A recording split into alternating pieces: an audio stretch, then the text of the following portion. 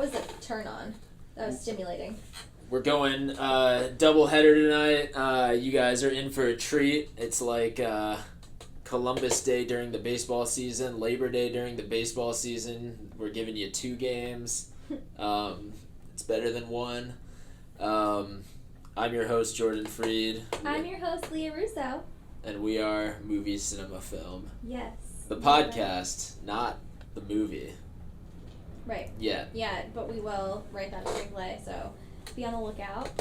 I was just texting with Brendan, and we were talking about Signs and the amazing scene where you first see the alien. And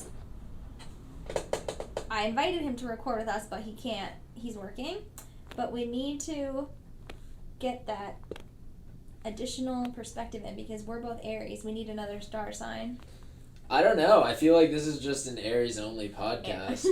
And then the chemistry is off when there's people who are not Aries. I mean, he's a Virgo. It's not the worst blend of chemistry. Yeah, but it definitely does clash. That's why you have so many people arguing on the radio. It's because they're different signs. Wow, you just cracked that code. Yeah. It had to be done. I had to demystify it. Now you guys are a Freemason too. Oh my gosh. All right.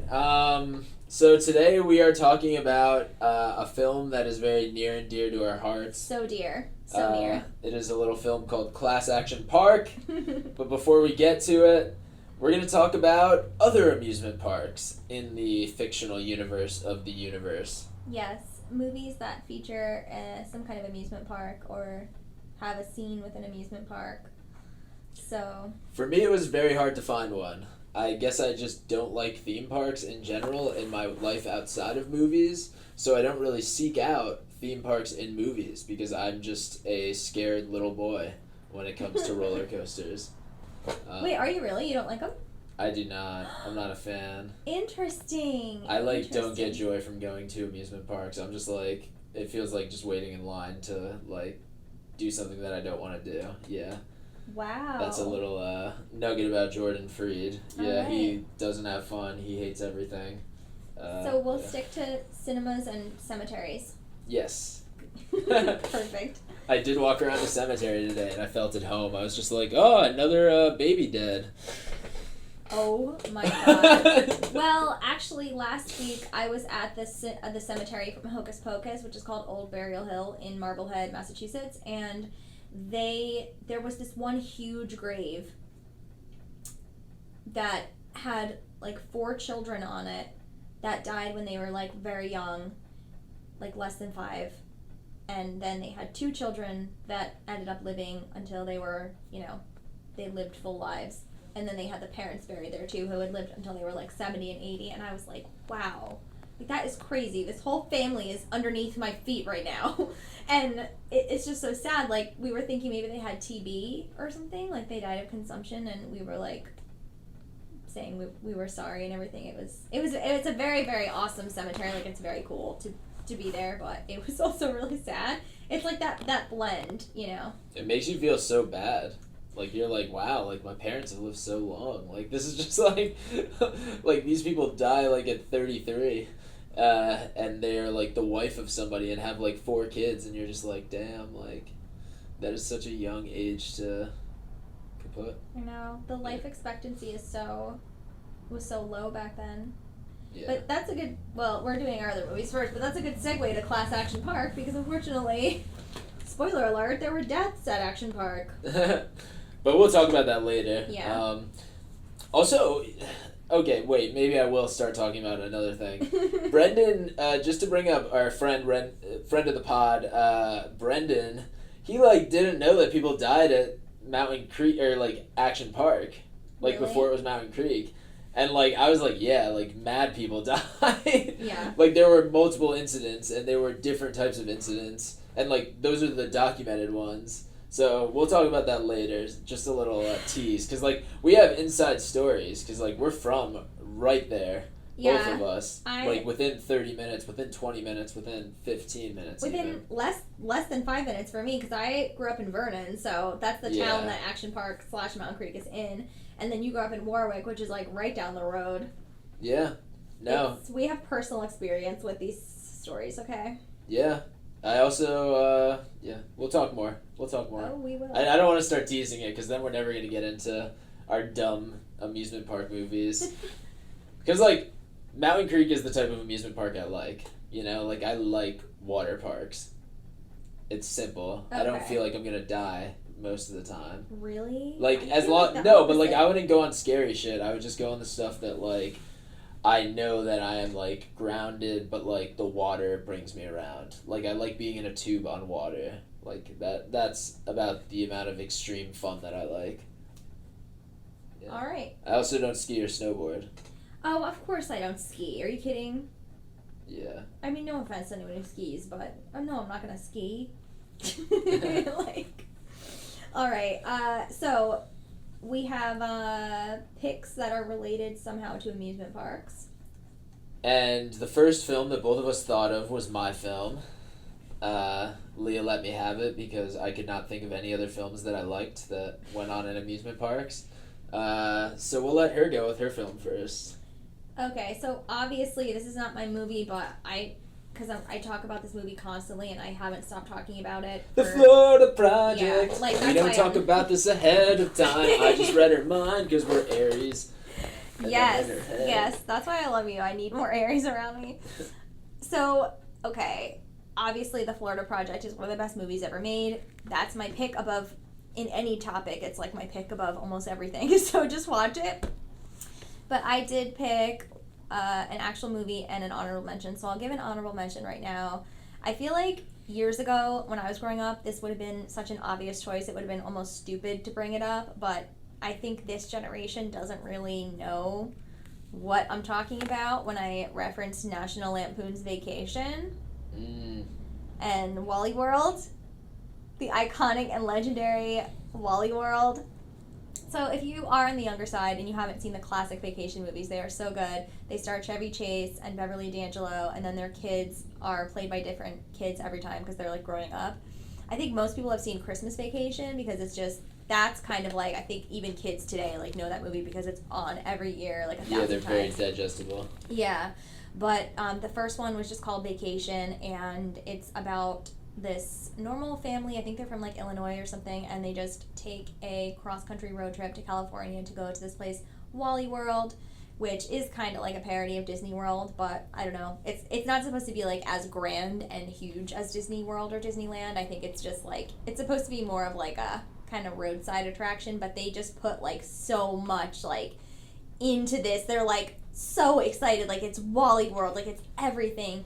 And of course on their trip they just get into so many crazy hijinks, and I just think it's one of the funniest movies ever made. It still makes me laugh, and I actually like all of them. There's Christmas Vacation, European Vacation, Vegas Vacation.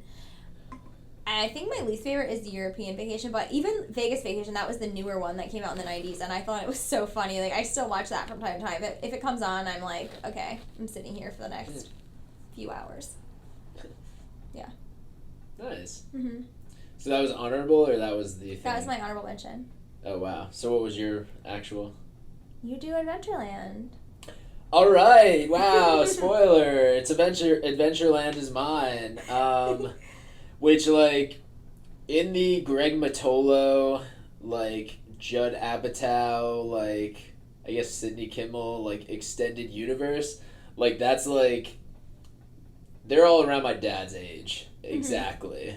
Like, the time periods that they make, like, period pieces about oftentimes are the periods that my dad was that age. Like, the people that they're following. So, like, Freaks and Geeks, like, was my dad's age. And, like, this movie was, like, very much, they're all, like, my dad's age. Like, my dad was in college during this time. So, this was the first R-rated movie I saw with my dad. Oh, cool. Yeah, or the first R-rated movie in general I saw in theaters. So it has some sentimental value, I guess, as somebody who went on to watch lots of raunchy things and become a comedian. I guess, like, your first R-rated movie influences you a little bit. But, yeah, I think it's just a very, like, classic film in a lot of ways. Like, the cast is very well done. Like, I think it's one of Ryan Reynolds' best roles. Yeah. Like, he plays it so well. And, like, I'll talk about it a little bit later once we talk about Action Park, but like every amusement park has these like scumbags who've kind of been there forever, and you're like, why are you still here, bro? Like, you can't be here for good reasons. Like, only teenagers and college kids work here. So, like, if you're here, what does that say about your life choices? Like, it can't just be that you really love fun. Yeah. Can it? So, like, yeah, I do think that was, like, kind of the real thing about it. And, like, it is funny that he, like, lied about touring with Lou Reed and shit like that. It just, like, yeah. It just felt so classic, and just like back in the 80s, like you could just lie about being touring with a rock star, and like if people were naive enough to believe you, like you just get away with it because there was no Google machine to like check things, you know? You kind of had to just assume like, oh, if somebody was good at guitar, like I hope they're not lying to me, you know? Yeah. So that was kind of like, I think one of the darker things about it that I think like still even today is kind of like holds up a little well, like the fact that like, yeah, like we should really look at how we let older men like into teen spaces and like college spaces and just do whatever. But then also this was like a very funny film, and like the relationship between Jesse Eisenberg and Kristen Stewart is kind of quirky and funny, and like is cute. They seem like they belong together. Yeah, for yeah, Kristen Stewart's last believably straight role, because she was pretty out like early. Well, they also were together in that movie Cafe Society. That is true. That was set in the 30s, and I love them. I think they're both really good in that movie. I really enjoy that movie, and I think they have a connection. Like, they have a lot of chemistry, and I think they're good on screen together. They're very cerebral actors. Ooh. Like, I feel like they act with a lot of like layers. And like think a lot about it. Like, I don't think any of their performances are very one-dimensional. Like, I feel like there's a lot going on there. Did you see Personal Shopper? I did not. I need to, though. Honestly, like, I'm not the biggest Kristen Stewart fan. I never really have been. That was the one movie, though, where I was like, oh. I like her in Cafe Society, too, but that was the one movie that I thought that was really interesting, where I was just like, okay, like, I respect her a lot for picking this role, and, like, what is actually going on in this movie. That is you should watch it. It's a very weird, interesting. No, I've definitely wanted to watch it. Yeah. Yeah. I feel like it came out around the time of A Ghost Story, and I always like confuse them because they're like eerie movies with like. Did you see A Ghost Story? No. So A Ghost Story is like 10 million times better in my opinion, and it's on Netflix. Yeah. But Personal Shopper is like compelling, and I don't know, it's hard to explain. Okay, I'm just gonna watch them both. Watch them both, dude. But I've Ghost tried Story to start is both so of them good. so many times and just have not gotten into them, but maybe soon. Personal Shopper's on Hulu? I don't know. Ghost Story is on Netflix. Somebody please DM me where I can find these things. DM me. I'm bored. Yeah. Cool. So, yeah.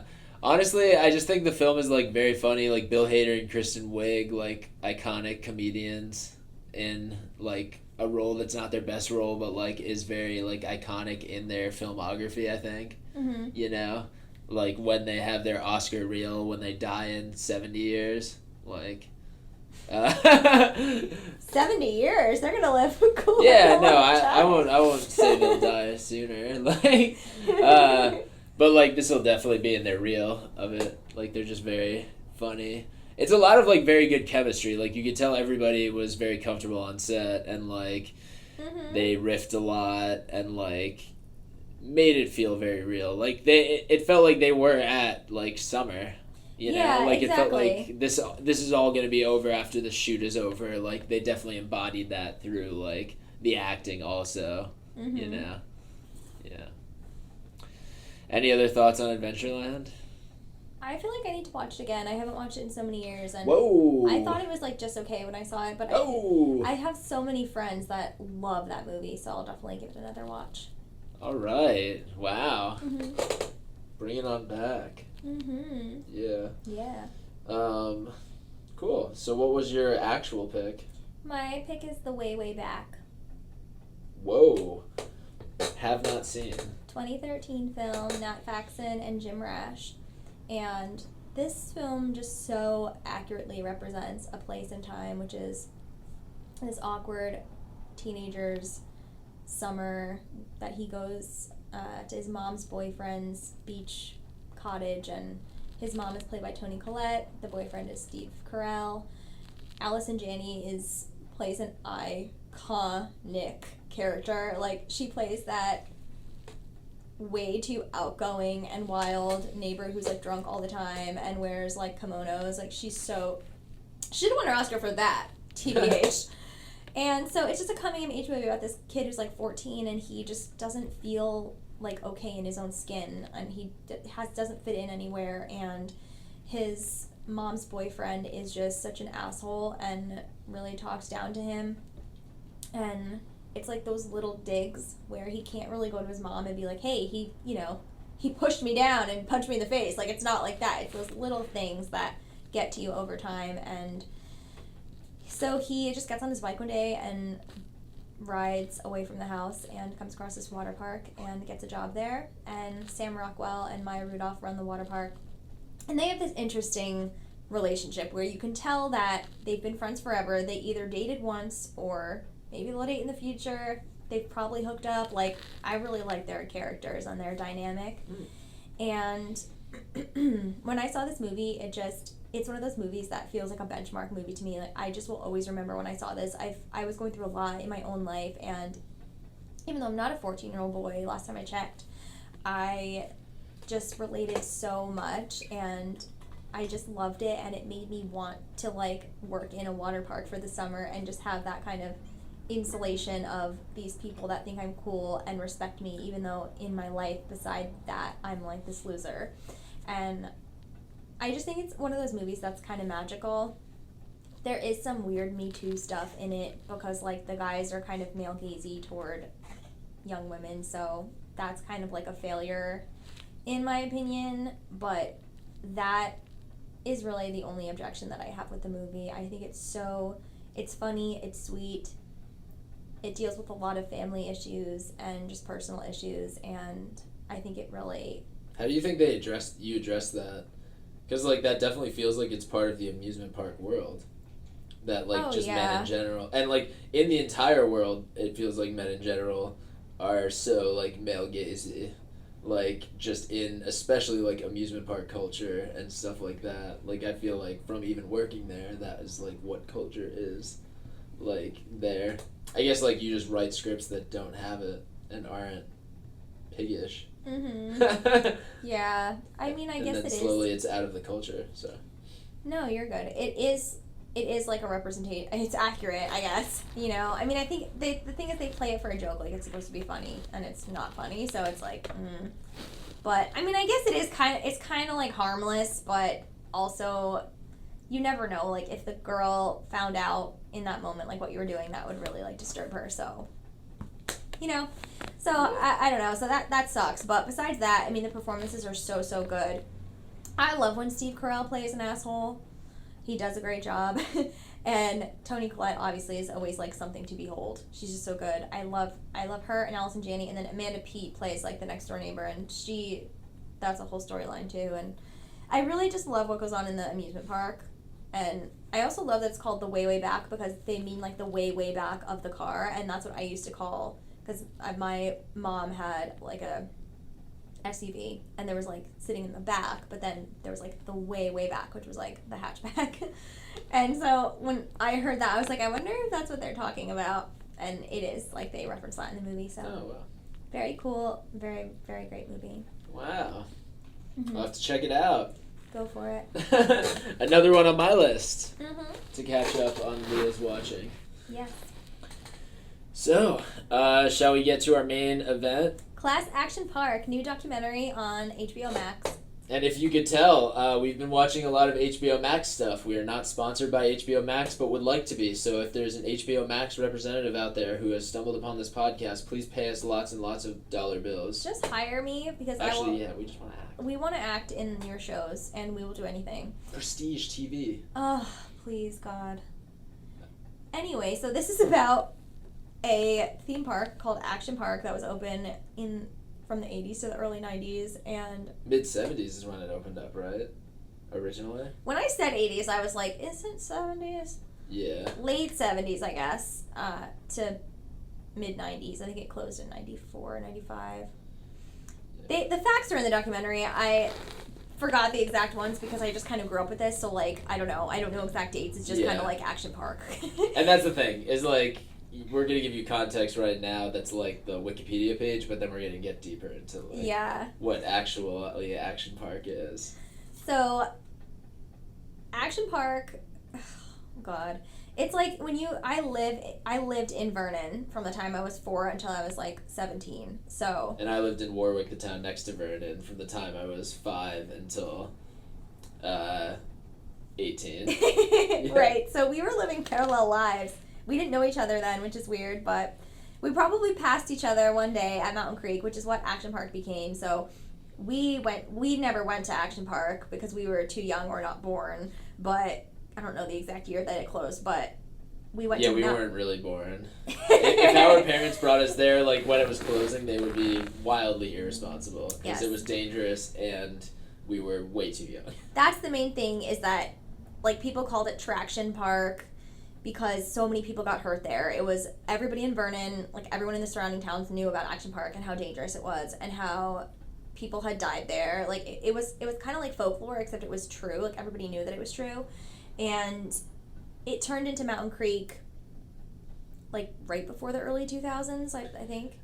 This was in the documentary, but so that's why it's fresh in my mind. But it was bought by, like, a much safer person in 1998 to turn it into Mountain Creek rebranded. So, like, that was definitely the era that we were water park going ages. But the thing is that they kind of act like Mountain Creek was just this generic park, but it wasn't. Like, the whole point of Mountain Creek, like, the whole idea of it was, like, it's not your average water park because you have to, like, walk up these gigantic hills. Like, it's on a mountain. It's like terrain. You wouldn't go there after, like, oh, we're hanging out at the house, like, we're hanging out by the pool. Oh, do you feel like going to Mountain Creek? Yeah, let's go. It wasn't like that. It was like you planned your day, like, you left, like, early, and you, like, made sure that you had energy and that you were fucking ready for the torrential, for the terrain of it, because it also had, like, even with Mountain Creek, a lot of the rides were the same. Like, the most dangerous ones were not the same, but the Colorado River was pretty intense and dangerous, and that was before they wore helmets. I know they wear helmets now, but... Oh my God, that's so fucking lame. They wear helmets on Colorado River. They do, it's required. Oh my God. Yeah. We are just... I am better because of my concussions. My mental illness is my strength. It is good that I have brain damage. It is good. Oh, Jordan, you're the best. Oh my God. No, that is really sad. But just because, like, it ruins being in a water park having to wear a helmet. Like, what are you, in a race car? Like... Also, ew, like, I want to put on someone's wet hair helmet, like, that I don't know. I mean, like, okay. I mean, even before COVID, I don't... You know the lifeguard's gonna smell it afterwards? Ew! Ew! Oh my God, wow. Yeah. But yeah, the wave pool, people died in that wave pool, and I totally understand because it was very intense. I feel like I almost drowned in there a couple times.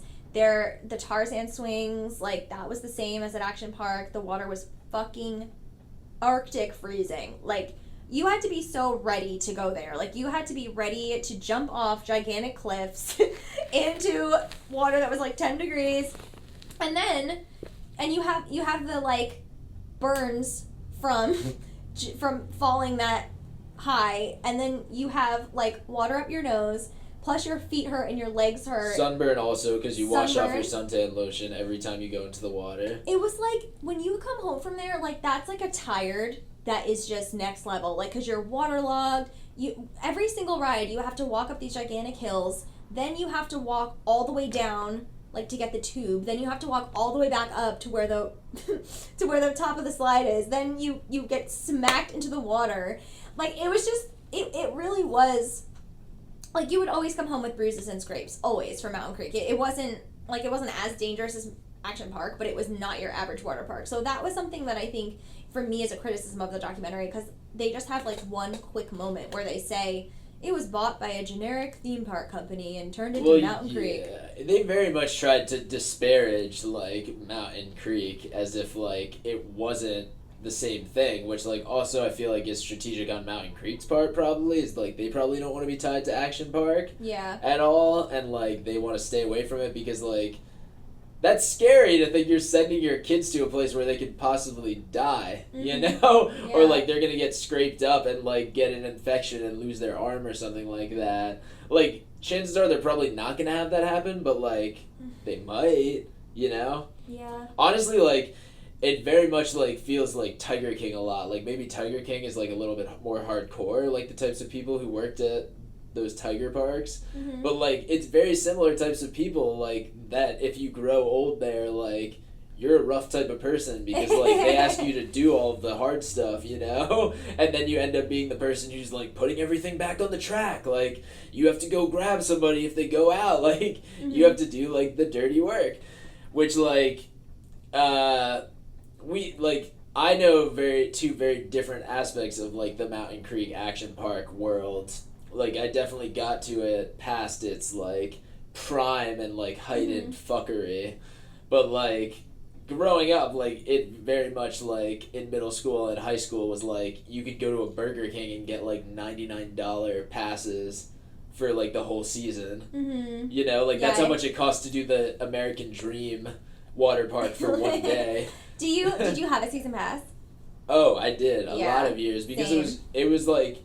babysitting in a lot of ways. Like you just drop people off and then let them go and then you pick them up at the end of the day, you know? Right. Like there were, oh my god, the amount of not unsupervised children, forget it. And also you didn't have to even pay to get in because you could go through that like part of the woods in Great Gorge and just, there wasn't even like a fence. It was just like the woods and you could just walk into like the back of the theme park too. So there was a lot of people there. Like if they ever reached capacity, it wouldn't matter because then the teenagers would just go in through the back. Like it was that kind of play. Even Mountain Creek was action park with more regulations and less danger, like less legitimate danger. So they took away the Alpine slide, thank God, and they took away that cannonball, the one that loops. The water slide with the fucking loop in it. Like, yeah, they took those out because obviously, like, what the That's such a bad idea. Like, what the fuck? Like, can you believe... Like, I still can't even believe Thinking that humans are, like, the same sized car going through every time. Like, how could you think that's gonna work? It blows my mind to this day that happened. But, so how did you feel about getting... Because there was a lot I didn't know, actually. Like, how did you feel about getting... a chronological oral history of the whole thing? So, I've definitely, like, heard a lot of rumors about the place, because, like, after my freshman year of college, I came back and worked at the rebranded Action Park when the son of the original owner bought it, and, like, got a bunch of people to buy it. I worked at it once they rebranded for a summer, so, like, I have a bunch of Action Park memorabilia that was just, like, my uniform for, like, the month that I worked there. And then I got called to work for the football team, which was, like, a crazy, wild opportunity that I never would have thought that would have happened. I ended up working for Tulane's football team, like, for the equipment staff that year, and that was my job for 2 years. The longest job I've held in my life, in a lot of ways. And that, like...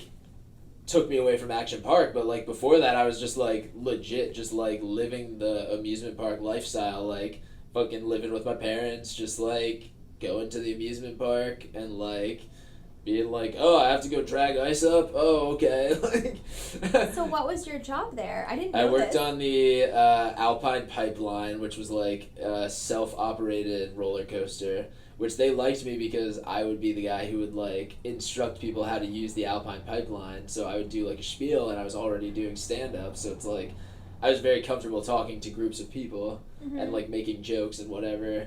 So, like, I was very comfortable with that. But, like, other days I would just wave a flag telling people to slow down so that they don't get jerked once, like, the auto brake hits them at the end. Wait. Was this like a version of the Alpine slide? Yeah, it's like a new thing that they have there that's like on a track and like you control how fast it goes with like a lever on the side. Yeah. But is it like it's safer, right? Like, how did It they was make super safe, yeah. Like, I am this biggest scaredy cat, and I would, like, go full speed down it. Yeah, it's, like, Really? very fun. Yeah, like, you feel very safe, because, like, the way that you're on the track is, like, you're surrounding the bars. Like, there's no way for you to come off the bars. Like, it wouldn't be Okay. possible. Yeah. Yeah, so I worked on that one a lot, and then I worked on dry tubing also. That was, like, basically doing snow tubing without snow. And they would just lube up a track and put tubes down it. Which, like, that kind of could get you scars and, like, scraped up arms. But that was, like, amazing. Like, I literally just worked with, like, potheads who would just, like, be like, yeah, I get here early and I smoke and then I just come out here. And it's like, they're just sending down your kids, like, on tubes. And, like, I loved, like, working and going to Action Park at the same exact times. I loved it on weekdays because, like, it would be slow as hell. Like, there might be a camp there if you were on an unfortunate day. Mm-hmm. But, like, on slow weekdays, like, there's no lines. It feels like it's your park and you can just do whatever you want. And, like, the proximity to it is, like, legit. Like, the only people there are, like, Warwick and Vernon kids and then camps. Because, like, nobody else would come super far on a weekday because, like, a lot of people's parents have to work. So then it's just like, oh, but, like, they could just drop it off because it's 15 minutes away. Mm-hmm. You know? But I think, like, a lot of the lore about the partying, I missed out on a lot of the partying because I left before I, like, made a lot of substantial connections, which kind of makes me sad. Because, like, you definitely hear about a lot of the partying. It is funny. One of the people featured in the documentary, who happens to be a lawyer, was actually somebody whose son I was friends with, like, growing up. And it's, like, funny. He definitely took me to a baseball game one time as a kid. And it's, like, funny to watch his quotes because it's just, like, bro, you're a lawyer. Like, you literally said on camera that, like, there's some shit that, like, we don't talk about to this day. Like, what does that mean? Like, what is the cover up? Like, that was the thing that I was like, wait a second, what? Is this why you became a lawyer? Because you were just like, yeah, lawyers, like, run the world. Like, I was going to ask if you had a personal connection to any of the people interviewed because the blonde woman, her name's Faith Anderson, she was my vocal coach and my voice teacher. She was a lifeguard or something? Yeah, she worked there. So yeah. She was the one who told the story about, like, the bumper boats and how, like, one person just drove on top of another person and she thought they were decapitated. Oh my God. Yeah, that was Faith. Yeah. Yeah, she was great. She was such a good teacher. She's like such a nice person. But I was wondering when I turned it on, I'm like, am I gonna know anybody? Like, are my teachers gonna be in here? And because I was thinking teachers from the schools, but it ended up being my voice teacher. Yeah. But, like, when I was working there was also just, like, some weirdos who were like, yeah, I worked here back in the 70s. And it's just and they just wanted, like, the nostalgia. And, like, you could tell that, like, they were changing management and, like, yeah. It was definitely, like, I don't know. It's a very wonderful place because, like, that is definitely, like, where teens are allowed to breed and, like, meet the gender that they're attracted to, like, out in public without, like, being supervised. So, like, I think there's also that aspect of it. It's like, oh my gosh, like, is my crush gonna be there today? Like, oh, you just read my fucking mind again. No, I was just gonna say, like, do you remember the excitement of when you would go to Mountain Creek and then you saw your crush there and you were wearing a swimsuit? Like, are you kidding me? It was so exciting. Yeah, I was definitely a shy person, so, like, I definitely felt more awkward than, like, excited about these events. Because I was just like, I'm not friends with any of these people. I'm just, like, the exterior friend. Oh my gosh, yeah, because no boys liked me in school ever. So, like, when I would see, like, one of the guys that was cute or whatever, they were always with a group of the other cute guys or, like, their girlfriends or whatever. For as much as you can have a girlfriend when you're, like, 10, and I would get so, like, I was like, oh my god, like, I would just get so shy and just jump into the pool or something. Like, it was very sad. Yeah, like, Mountain Creek and Action Park was, like, the cross-section of, like, teen sexuality and, like, child trafficking, and, like, it was like what? Like, I feel like it was, like, the combination of, like, part of growing up, but also, like, you feel like something really bad is happening here. Like, even, like, when we were around Mountain Creek, like, it was all, like, foreign people too, and you were just like, well, they're all just, like, living in this, like, resort, and that's just their job. They give them housing. Like, what's the deal with that? They all just party in the resorts, and they're foreign people But who work at Mountain wait. Creek. You need to slow it down, because you just dropped child trafficking and then continued on with your story. No. Like, I'm saying, like, when they say about. there's, like, shady shit going on, like, they're talking about a lot of the dangerous shit, but they're not even talking about, like, the cultural shit, like, outside of, like, what Action Park actually is. Like, there's definitely sketchy shit that probably went on there. I mean, people would sell drugs there. Oh, yeah. But, like, I mean, I didn't have trafficking enter my mind, but, like, apparently there's so much fucking sex trafficking going on right now everywhere. Like, not just the conspiracy theory shit, but, like, actual shit.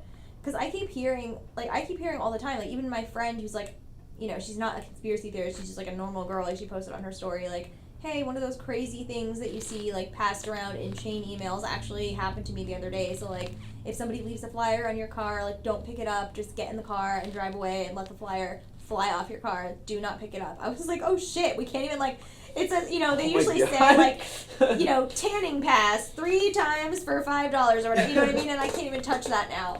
Oh my gosh.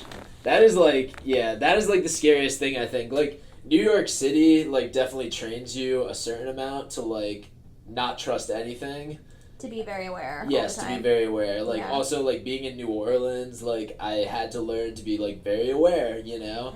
Because, like, yes, like, there are crimes committed against, like, random people, and, like, it's very terrible and very sad, but, like, also a lot of times, like, they're just trying to scam tourists, and they're trying to, like, prey on somebody who doesn't know where they're going, doesn't know their surroundings, and, like, doesn't have a reason to be there, and it's just like, oh, what's going on tonight? Like, I'm just coming out a night on the town, might as well drink a couple brews and then go back late at night while it's dark.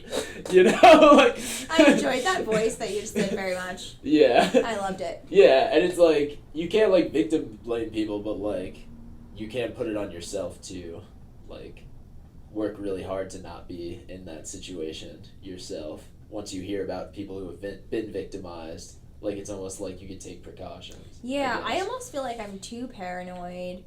Like, Yeah. my roommate a few months ago, she was kind of, like, upset with me because she got a new bike and she posted a picture of it, like, on our front porch. And in my opinion, there was just, like, too much of our house in the picture. And I was like, can you take that down, please? And she was like, oh, I think you're being paranoid. But she had, like, just told me about these other people that, like, she thought were moving to, like, our town, and, like, she didn't want them to find her and stuff. And I'm like, then why are you posting a picture of the front of our house? I was like, oh no, like, you could see, like, kind of where our house was. And I was just like, please take it down. And she thought I was really paranoid, but I was just like, yeah, but then if this was on a documentary about how we were murdered, somebody would watch it and be like, oh yeah, why would you post a picture of the front of your house? That's stupid. You know what I mean? Like, Yeah. I always think, like, when I'm in those scenarios, I always think, like, if something bad did happen, how stupid would I feel after the fact? You know what I mean? Oh, I'm, like, super paranoid Yeah. in the world. Like, I think Yeah. especially, like, with what we've seen with, like, Portland and, like, Trump being in charge at times, like, I'm super paranoid. Like, I have not been posting on social media, and I, like, try to, like, keep, like, stuff kind of secret. Like, I don't need people to know where I am right now. Like, there are bad people in the world who, like, have bad intentions, and it's, like, the best thing you could do right now is, like, live your life very privately, because, like, we already tell people way too much, and it's, like, I don't get it how influencers don't get, like, held hostage constantly. Like, do they all have, like, mad security? Well, it happened. And, like, just live in really nice places? Like, they literally just post where they are all the time. Well, the Kardashians actually don't do that Oh, anymore, yeah, because Kim can't have Kardashian that. was held at gunpoint and her jewels were all her jewelry was stolen. What her really jewels, what really made Kanye go off the rails right? was, like, that traumatic event. Having your wife get literally, like, held hostage, basically, like, overseas, and you have no control over that. You're literally at a concert. Like, my brother saw one of his last concerts before that happened, and, like... Well, I know there was the footage of him, like, someone told him in between his songs. It happened during a concert, and he said, like, I'm sorry, I have an emergency, like, I have to go. And, yeah, I mean, that's crazy. I actually also don't usually post in real time, and it always confuses people. Like, a lot of times when I travel, especially because I don't want to be, like, embedded in my phone when I travel, so I just kind of use it as a camera. And the last few places that I've been, like Woodstock and Lake George, and even like when I've been to Massachusetts and stuff, I usually post stories from there like up to like a few days after I've actually been there, because I just don't want to be like in my phone all the time, but I want to have those like stories later to look back on. And people are always like, people really always think that I'm there in the moment, and like I'll even have plans with someone or whatever, and they'll be like, oh, I thought we were like, are you zooming from Lake George or whatever? And I'm like, no, I'm like, I'm home, I just whatever, like I didn't post the pictures yet. And I think it should become more commonplace, because I get so many questions about that, like, oh, wait, are you still here, are you still there, like what's going on? And I'm like, no. I'm the same, like I wouldn't want to post in that moment, this is the hotel I'm at, this is, especially because I have my last name and everything online, because I'm an actress and I need to have like a brand and all the, I need to have my website and my Twitter and my Instagram and all that stuff, so everything says Lia Russo, and I don't want, like, what if someone is on the same street as me in that moment and they want to come find me? I don't want to deal with that. Get away from me. Yeah, that is very real. Yeah. Yeah, I've like gotten very paranoid about stalkers in the world, and like especially as a comedian and filmmaker type person, like right now I don't think people want to stalk me as much, but like there's definitely going to come a day very soon where people might want to stalk me, and I'm like very conscious of that right now, and like leaving a lot of like personal events out. Like I feel nervous even posting like partners on like Instagram and shit like that, because I'm just like, well, what if there's a crazy person in the world, like you never fucking know.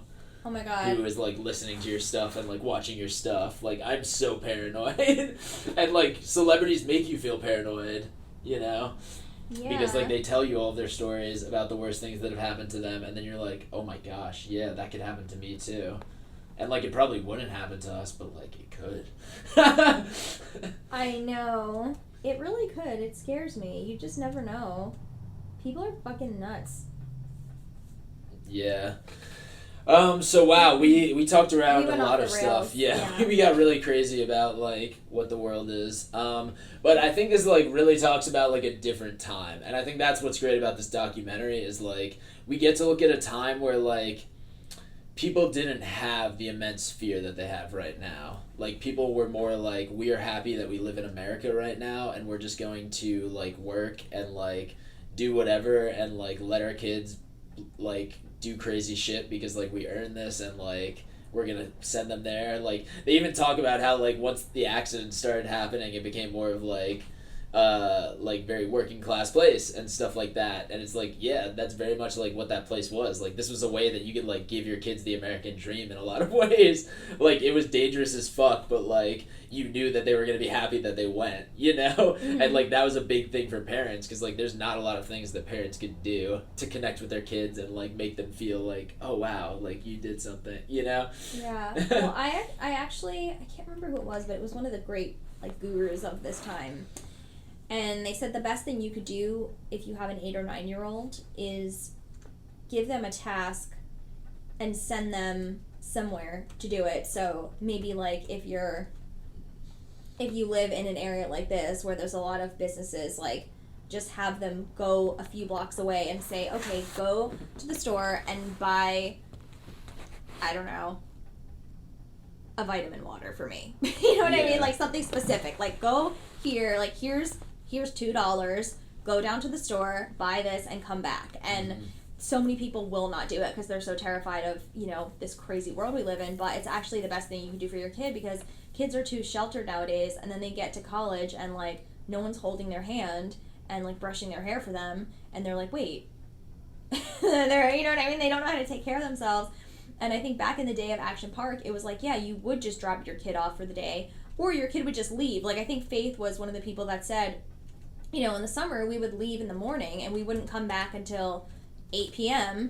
And our parents didn't know exactly where we were, what we were doing, but it was like, you just have to be home by this time. And kids just like left the house during the, it's kind of like that vibe in E.T. or something, where it's like everyone has their bikes or they're just running around the neighborhood and they leave in the morning and they come back at night and it's just freedom.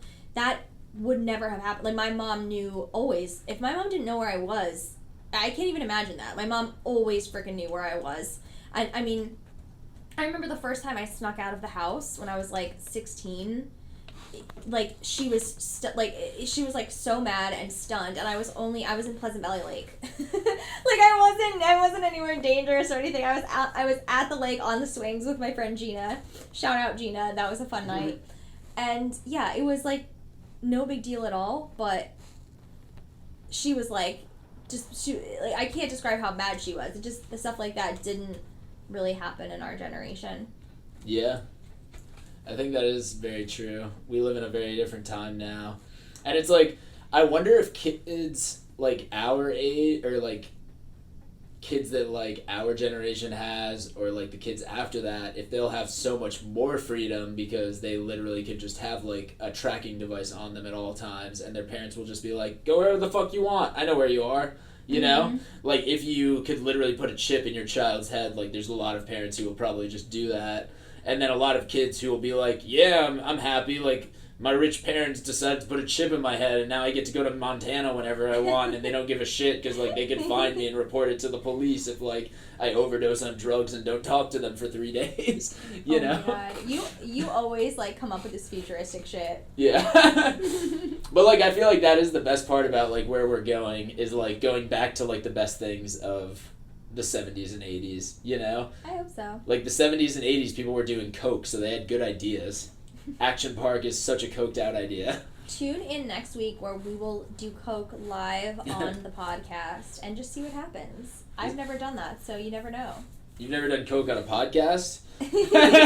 Yep. I do it every time. I do it privately, constantly, but not on recording. Are you kidding me? I don't want my drug use to be recorded for all time. No, that would be not that would good. Be hideous. Well, okay, so I liked the way that they did the animation, because obviously they only had so much footage. Like, I noticed them using the same pieces of footage over and over again because, you know, they only had so much in the 70s and 80s that they filmed. So I thought it was cute how they did the animation. I thought that worked pretty well. Yeah. I also very much enjoyed all of the interviews they got. Mm-hmm. I thought that they did a great job with the... I feel like you got enough from it, but, like, it definitely feels like there's more to the story. That's, like, a few more people have to die before we hear the real story kind of a thing. Like, there are people who own Action Park right now, or own Mountain Creek right now, who are the people who made this, or they're interviewed in this documentary because they're the descendants of people who founded it. So let's talk about Gene. Gene, what is it, Trumbull? Who was the owner and mastermind behind this place. So in the 70s, a lot of people were trying to turn Vernon into this escape from New York City, kind of like Lake George or something, to be honest, where it's like this resort area, and it's where rich people from New York will go to relax. It's different than the Hamptons. It's not beachy. It's like in the woods and tons of lakes and mountains, and we really did grow up in a beautiful place. Like, I wanted to get out of there and be closer to the city, but now that I'm a little bit older and I don't live there anymore, when I go back there, because I still see my eye doctor there, I don't know, like, there's something about it that I'm just like, wow, this is truly gorgeous. I mean, you look out your window and the view is just like, it looks like a painting. Like, it doesn't even look real. The mountains and the tree, especially this time of year when the leaves are turning and there's beautiful, you know, there's farms everywhere and horses and cows, and like, it's just like, it's funny because it's not an innocent place. Like, crazy shit goes down in Vernon, but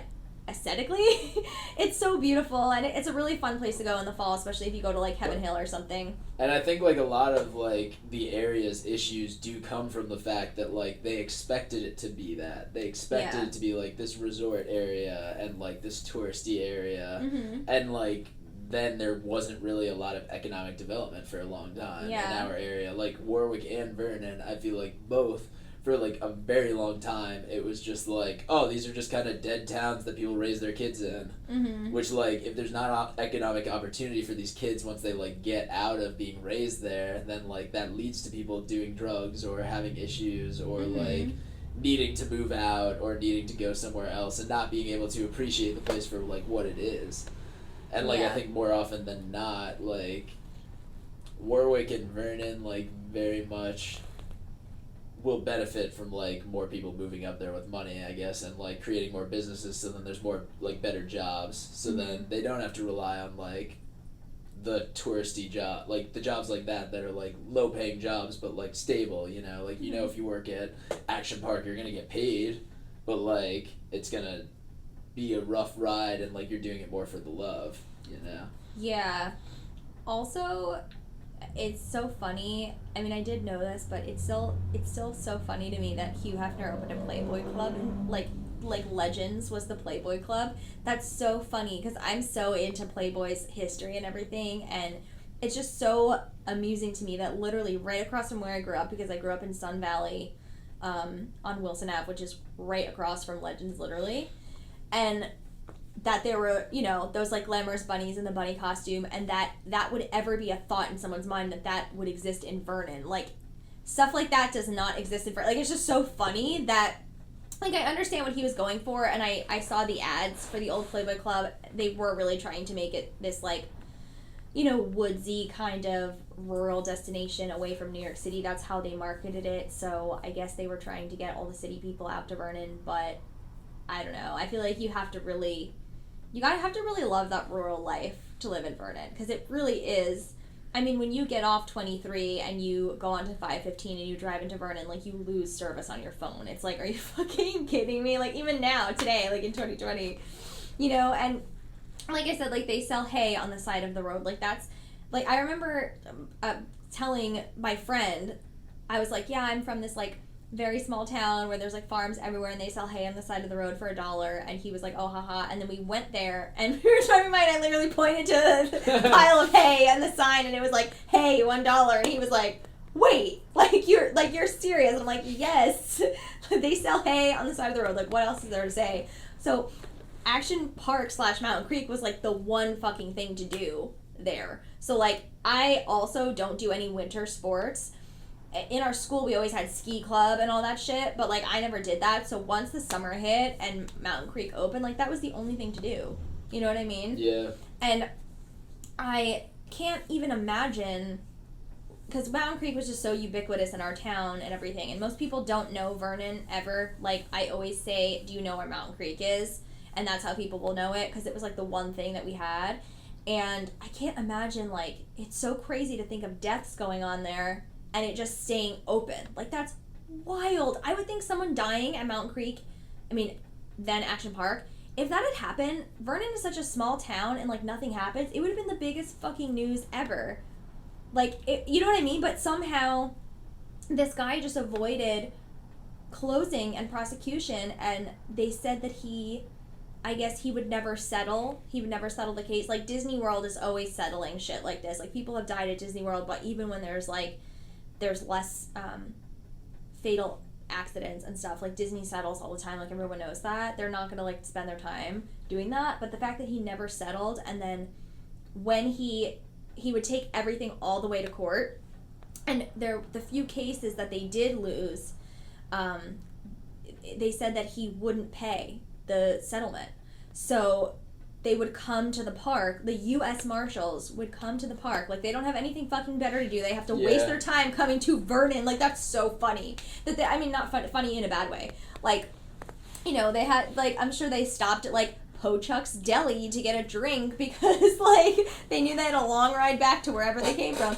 It's just so funny that our little town, the U.S. Marshals had to come to collect money, and they said they would just literally, like, open the register, which, how much could they possibly have had in that register? Like, and they're just counting dollar bills out to give the U.S. Marshals. Like, this guy Gene was such a, like, scummy, shady scammer. And of course, guess who was this close to investing in Action Park? It's a man who makes very good decisions about his investments. It's a man who looks very good in swim trunks. It's a man who doesn't need to tan outside because he sprays himself. He's already orange. Our dear president, Donald Trump. And they said that he didn't take the deal. He didn't invest in Action Park because it was too shady. Yeah. So, like, if Donald Trump thinks your operation is too shady, you are fucked. Like, are you kidding me? Yeah. That's like the worst drug addict in the world being at your intervention. It's like, if this person thinks you have a problem, holy shit. So that was like, I never knew that. Like, they actually said that Trump, drove up to Vernon and all that kind of stuff, and I guess he looked around the park and was like, fuck no. I mean, even he was like, no thanks. Yeah. But Trump also grew up spoiled, so, like, that's a little bit below him to, like, go to a place like Mountain Creek or Action Park. Yeah, I feel like he'd be like, this is all gonna break. I don't trust this. I mean... all these people sharing their water. Yeah, that honestly, I wonder when, like, were water parks open this summer? Not really, I don't think. Right? I mean, ugh. But yeah, the whole thing with we mentioned the water slide with the loop-to-loop in it and how they had a trap door at the top in case people got stuck. Like, could you imagine your body being stuck in that fucking loop? Like, are you kidding me? Like, how much... I'm surprised anybody got through it. Like, how much water did they have rushing through that thing? Not enough. Yeah, no, like... It's just, they just kept putting padding in, though. That's the crazy thing, is, like, a lot of the times they would just be like, okay, like, how can we just make it so that it's passable? Like, okay, we'll just put a mattress on here, and then it'll feel like it's okay. Like putting a Band-Aid on. Yeah, like, how can you actually do this? I just don't get it some of the time. It's insane. It's very disturbing at times. Like, when you're watching this, and you're just like, they knew people were gonna die at this place, but they just, like, waited for it to happen. I think that's, like, the weirder thing about the documentary is, like, I was watching it and I was like, I feel like they left out somebody getting decapitated. They did not include the decapitated guy. Yes, that's true. I think that they left out a few of the deaths, actually. But the thing is, there's a tone shift in this documentary. So the first, like, half of it, or maybe more than half, is very kind of like a fun... party kind of environment vibe where it's just like, yeah, like, we were all young and we just went to the park and, hey, if we got hurt, we got hurt, and, whatever, like, it was fun. It was the 70s and 80s. Who gives a fuck? And then they kind of switch over into the tragedy, which is they interview the mother and I guess the whole family of one of the people that died there, and he died on the Alpine slide. He was 19. I think his name was George, and they totally, shifted the documentary to show the devastation of this family, and it was heartbreaking. Like, when the mom said that she attempted suicide on the day that it happened because she was just like, I can't deal with this pain, and she walked out in front of a truck and her husband pulled her back. Like, I almost feel like the tonal shift was too much. Like, they should have I think they should have mentioned the deaths, like, more throughout. Like, it should have just been a known thing, not like a twist. I mean, not that it was a twist, but you know what I mean. I don't know. I just felt like it was too sudden, and it was really, really sad. But I'm happy they included that. Like, I wouldn't want them to... I wanted to see more families, actually. Like, I wanted to see more of what the devastation actually caused, because I do feel like a lot of the time when the old school action park stories come up, it is that vibe of, like, dude, like, there was that loop-to-loop water slide. Like, it's not, taking it that seriously, but, I mean, the deaths were, like, so wild. I like how there's part of me that's just like, why? I don't know what I'm trying to say right now. Basically, it feels like the documentary could have been stretched out longer. I think there was more. Like, I feel like there were definitely stories that, like, if the documentarians, like, really, like, searched and got, like, every possible interview, because, like, there's thousands of people probably who have been to Action Park who could have given a good interview, Mm-hmm. And then there's hundreds of thousands who have experienced it, But, like, that was the one thing that it felt was like, okay, I don't need to hear Chris Gethard again. Like, do I need to keep hearing him say things that feel like they're repeated from other people now because, like, Chris Gethard is a comedian and he's just repeating other people's, like, stuff? Like, I want to hear, like, locals and, like, how they're affected, like, less these people who aren't from, like, Chris Gether's not from Vernon. Like, these people aren't from Vernon. They're just like, I know. I went there sometimes and it was fun. And it was like, yeah, like, we could get Cory Booker to say that too. He's done it before. Like, Cory Booker has been on the record saying, yeah, I have the scars to prove I've been to Action Park. Yeah. You know, like, he wins in Jersey because he says shit like that, you know? Like, he knows his audience. Like, if you've been in Jersey, like, you've been to Action Park most likely at some time in your life. Yeah. Well, I thought the whole story about George's death was really, like, fascinating, and when they got into how they got away with it, and I guess Gene claimed that because, well, I should explain what happened to this guy is that he was on the Alpine slide, he flew off of it because it was not safe, and he hit his head on a rock and died, and because of the fact that he didn't actually die while on the ride, he died on the side of the ride, I guess, like on the hill. God, yeah. That's what Gene's claimed is like, well, it's not our fault because it didn't happen on our ride. Like, I guess he probably made the claim that, oh, he was like roughhousing or he jumped out or something, but everybody knows that wasn't the case. Like, the rides were unsafe. Everybody knows that. So, they didn't even, I don't even know if they officially reported that one to the state of New Jersey. Like, for some reason there was a loophole that they didn't have to report it. I think that was why, because it didn't happen on the ride, so to speak. And I want to hear the other ones. Like, how did they, like, they mentioned that other death when somebody got electrocuted because those fans that were under the water short-circuited.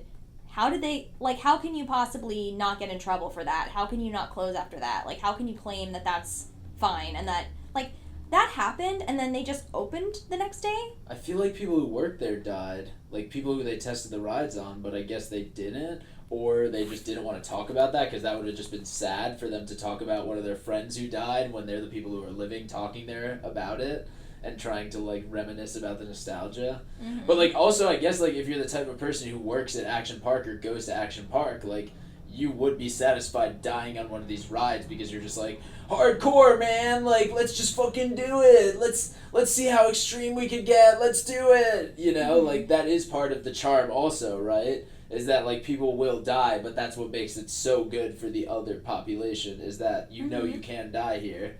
So, like, that's how risky and adrenaline fueling it is. So I just Googled it, and there were 6 people that died at Action Park. George was the first. Okay. Gene Mulvihill, not Trimble. I don't know where I got that. Gene Mulvihill was the owner, and he was the first person who died. This is insane. So the first drowning in the wave pool was a 15-year-old boy in 1982. The second drowning in the wave pool was a 20-year-old in 1984, and the third drowning in the wave pool was 1987, an 18-year-old.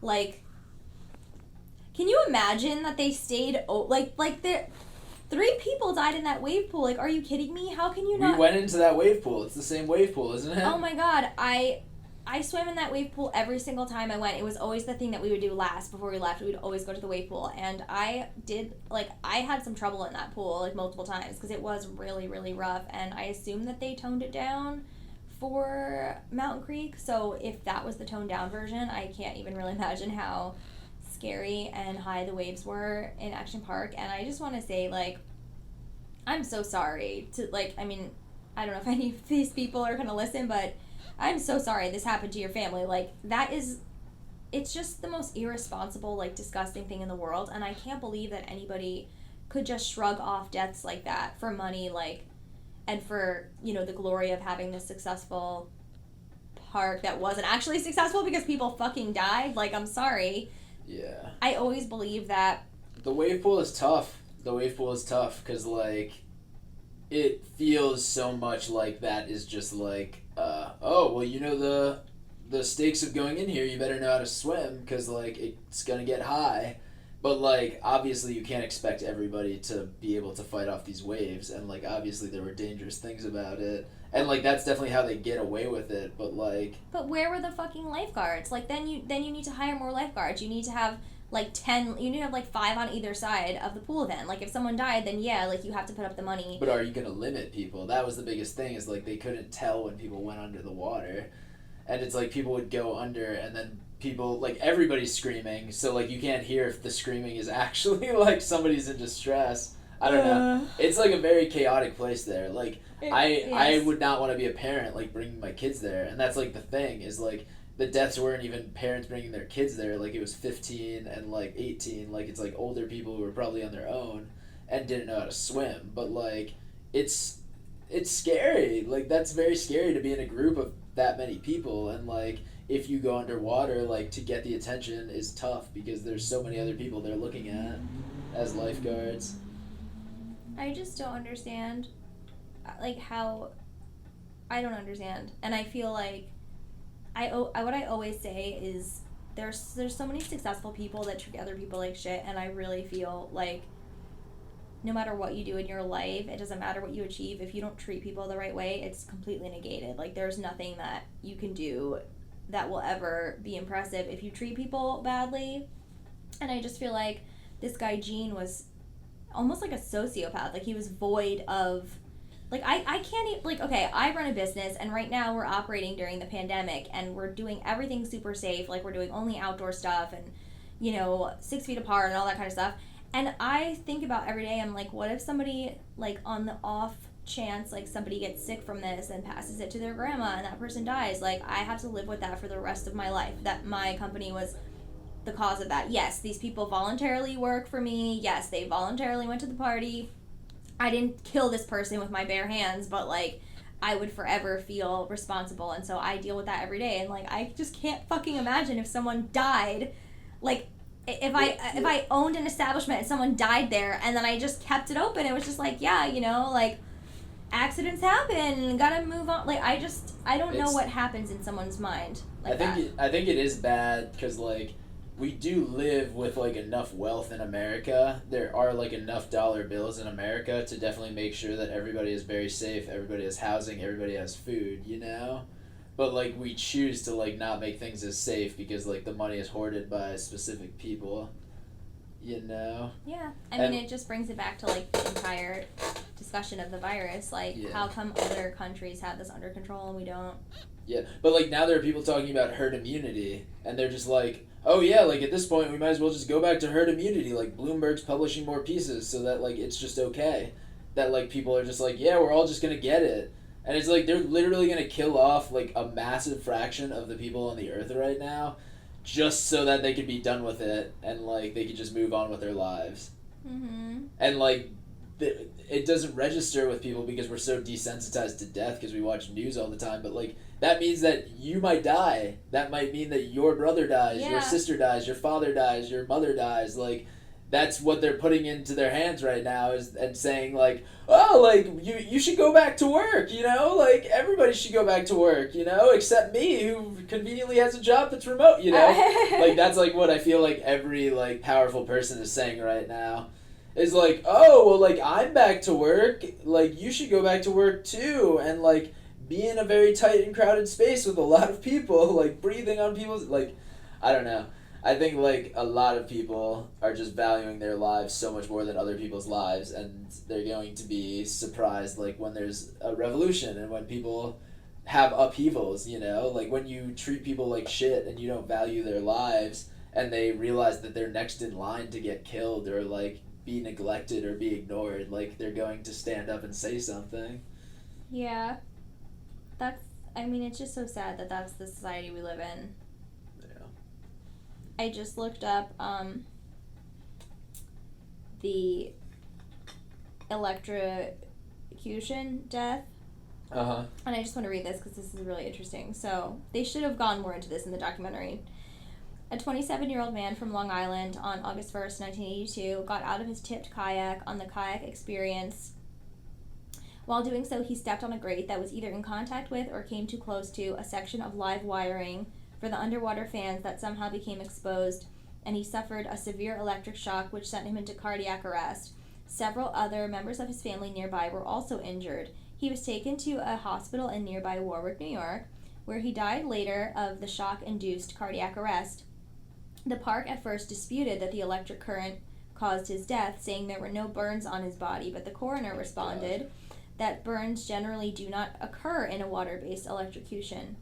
The ride was drained and closed for the investigation. Accounts differed as to the extent of the exposed wiring. The park said it was just a nick, while others argued it was closer to 8 inches. The state's labor department found that the fan was properly maintained and installed and cleared the park of wrongdoing. Wow. However, it also said that the current had the possibility to cause bodily harm under certain circumstances. The park claimed it had been vindicated, although it never reopened the ride, saying that people would be afraid to go on it afterwards. How did they clear them of wrong? Like, it wasn't properly maintained and installed because there was a live wire. But, like, that's the thing is, like, if you're a wealthy person in America, you just pay somebody to fix the results in your favor. Right, And that's, he like, just how paid business them. has been done for so long. Like, well, it's not even that he paid them, but, like, he probably had to be the person to pay the investigator, and then he picked the investigator that was going to be most sympathetic to businesses and, like, least sympathetic to, like, compensation, you know? And, like, there's definitely reputations that people use, you know? Like, shady people like Donald Trump choose to use shady businesses that they know, like, oh, okay, well, like, they'll get through this because they deal with shady things all the time, you know? Mm-hmm. Like, he knows that, like, by hiring specific people, they'll get him off. By, like, bringing in specific cops, like, they'll get him off. Like, bringing in specific ambulances, they won't report it as much, you know? Like, it's, like, stuff like that. Or, like, how many people probably had, like, massive head injuries and they, like, hid them until they got better for a second. God. Like, that probably happened all the time. You know that so many people had head injuries. And, like, that's the thing. That's why you have to wear helmets on the Colorado River, because you literally, like, they explained on the documentary how, you know, you would hit other tubes, like, really hard, like, full of people. There'd be, like, 6 people in each one. And, like, you would go flying across the tube, like... I mean, there were times where, like, I almost fell out. Like, there's rocks everywhere. Like, it's real shit, man. Like, I don't even know. I would not want to be responsible for that place, ever. What a nightmare. Yeah. But also, yeah, you go down in history for creating that just because somebody had to do it and put all of that liability on themselves. Did you see the Johnny Knoxville action point? Fuck no. That Me was either. terrible. Yeah, I wasn't... my only interest in it was really that it was about... Like, it was based on Action Park, and I was interested to see how someone would interpret that, especially because Johnny Knoxville is not from New Jersey, so I don't know. But yeah, that was a comedy film. I use the word comedy loosely because I've heard it's really bad, but I don't know. That was released last year, and now this documentary, so I wonder if there's going to be more... Is Action Park having a moment? You know what I mean? Yeah, its moment probably is gonna end unless somebody decides to do a more in-depth series about it. But, like, also right now, does anybody really want to hear about a water park? Like, with COVID, like, I feel like people are kind of like, I never want to go back to a water park ever again. Yeah. Yeah, I don't want to go to a water park, you're right. Well, we like the film, though. It was. I recommend review. it. Yeah, everybody should watch it to learn more about where we come from. Wasn't it cool seeing, like, Vernon in documentary? Like, Yeah. I've never, I watch documentaries about so many different things, but I never see my high school in it. Like, that was wild. I was like, you know what I mean? I'm like, you could do a documentary about that fucking high school. Why don't you do that? That's a whole other story. Yeah. I think that, like, honestly, like, there is a lot ripe for documentaries, like, in that area that we come from, because, like, there's just so much history, and, like, it does go unnoticed, as does a lot of history in other parts of the country, you know? Like, there's a lot of states that people overlook for film and television. Well, you know what I was thinking about, is, when I watch this, is the pizza murders. Do you remember the pizza murders? No. Oh my god. Okay, so in 1997, it's so sad because my mom and dad actually used to order pizza from, what pizzeria was it? I can't remember.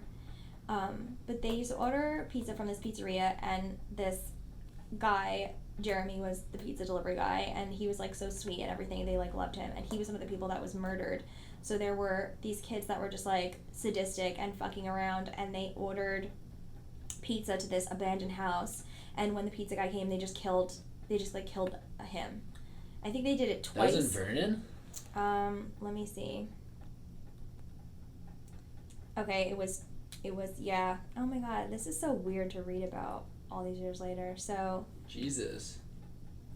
I did not know that happened. It was That was like, before I got to Warwick, and I was a 5-year-old when I got to Warwick, so I don't think people were telling me about this murder. it says, okay, so the guys that murdered them were named Thomas Koskovich and Jason Vreeland. I remember hearing that name when I was growing up all the time. Oh, wow. I definitely knew Vreeland. Yeah. Wow. Like, it was a thing. Very, very local name. The murder shocked Sussex County and drew the attention of the nation and the world. Media from as far away as Asia reported on the case, describing our county as quiet and sleepy. According to court documents, at 10:45 p.m. on Saturday, April 19th, 1997, Jeremy... April 19th? Yes. Did you say? Yes. I know, it's fucked up. Well, you know, the next day is, like, Hitler's birthday, Columbine. And Columbine, yeah. Yeah. And 420, yeah. Jeremy Giordano, 22, of Hardiston, and Giorgio Gallara, 25, of Augusta, left Tony's Pizza and Pasta in Hardiston to deliver 2 pizzas to 196 Scott Road. When they pulled up to the home, Koskovich and Vreeland were waiting outside. As Giordano's automobile approached the curb, Gallara, the restaurant's owner, lowered the window on the passenger side and asked for $16.50, the sum owed for the pizzas. Koskovich turned to his right, looked at Vreeland, and asked him if he had the money, to which Vreeland answered, yeah. A 2001 Supreme Court decision outlined, adding that Koskovich then told Vreeland that he had the money and reached into his right jacket pocket. He then pulled out a .45 caliber semi-automatic pistol, aimed it at Giordano's automobile, and discharged the gun until it was empty, firing 7 shots in rapid succession. Vreeland also fired his weapon into the car. The car rolled and came to a stop in a muddy area, giving them an opportunity to pull their victims out of the vehicle, for them to search their pockets and the vehicle for money. I'm not gonna read every detail of it, but it's insane. You're gonna have to send this to me though, because I want to research this. I'm surprised they haven't done a movie about this already. This is disturbing. Or done a true crime story on this. This feels like this should be on Netflix already. It was huge. The thing was that everyone was saying they were calling it a thrill kill, because it was just they randomly decided to murder these people. And then I remember there was also talk that they used to kill animals all the time. They would hunt a deer, but in the woods, but not. I mean, I hate I don't like hunting anyway, but they would cut the deer's head off and just leave it in the woods for somebody to find or something, and they would just leave body parts of it all over the place, and it's yikes. I mean, I don't know, I feel someone should have done something about that, maybe, but yeah. But also people move out to places like Warwick and Vernon so that people don't check on them. Their parents are the types of people who don't want to be checked on, and they want to live in isolation and not have any of these crazy city people coming near them, you know? Yeah. They breed fear, they breed violence in a lot of households, just because you come to a place that's secluded because you don't want to see people who aren't like you know? That's the truth of the matter, you know? Yeah. You just want to see your family and then not talk to anyone else. That's kind of a lot of situations. So, that does breed community in some ways, because people are oh, I don't have anything except this small town. I'm gonna volunteer and, raise my kids here and, get them involved in a bunch of stuff. But then you also have, on the other hand, where it's just, there is nothing here. And, people who are here are angry at each other because they don't see each other enough. Yeah, especially, during COVID times, it's magnified, people not seeing each other. And, there's a terrible sadistic murder that happened down the street from me a couple nights ago, and it was just oh wow, people must be at their ends, and mental illness must be at its highest, and everybody is just a ticking time bomb if they haven't gotten it figured out yet, which things have just gotten worse for a lot of people. And it doesn't look like the government's gonna do anything until you vote who you want in, and then they're gonna force them to just deal with it, you know? Mm-hmm. At this point, it seems like whoever's in office is just this isn't our problem anymore, figure it out. If you guys think there's a better way to solve this, yeah. you could come in and solve it. if you're gonna stand up to all of these companies and do all this stuff, like, let's see you try to do it. Like, I feel like that's what politicians are like right now. Like, yeah, you guys think this is easy being a politician? I love your politician voice, Jordan. Yeah. You should do a late night home sketch where you're a politician. Maybe. Yeah. Maybe very soon. Hopefully. But wow, that was a very complete and long episode, right? Yeah. We gave everybody their action park money's worth and like hometown Shout cooking. out to Vernon. Did you like growing up in Warwick? Yeah, all in all, yeah. Yeah. I can't complain. Like, if I complain, I'm kind of Yeah. an asshole. Because, like, it is a very wonderful place to grow up, and there's a lot of parks and, like, very good schools. Yeah, I love Warwick and Vernon now. Like, I don't know. It's really nice, especially in the fall. You should go now if you honestly, like, it's a really nice fall. No, day. It's terrible in fall. Don't go during the fall. Don't Well, flood it's don't crowded. flood the locals. It's, yeah. It'll be crowded. They're gonna be so mad at you, Leah, for putting people onto Warwick. It's fun. It's so nice. Like, even just don't get out of the car. Go for a drive. Oh, can I give my free endorsement of this episode? Do it. My free endorsement of this episode is Drowned Lands Brewery. That just opened up by the prison in Warwick, the abandoned prison now. That used to be a working, operating prison. Yeah, very good brewery. And they seem like very cool people, I think. I don't know. Mm-hmm. And their beer is really good. So check that out if you're going apple picking. Yes, and the Lakers they won, basically. Yeah, LeBron. LeBron looks happy. The GOAT. Wow. Yeah. Where were you when LeBron won his... What title is he on now? 5? I don't even know. But I saw him play. When I was in Chicago. We went to a Bulls game, and they were playing against Cleveland, and it was very... I was going to say chilling, but, like, not in a scary way. But, like, it was really cool to see somebody like that play.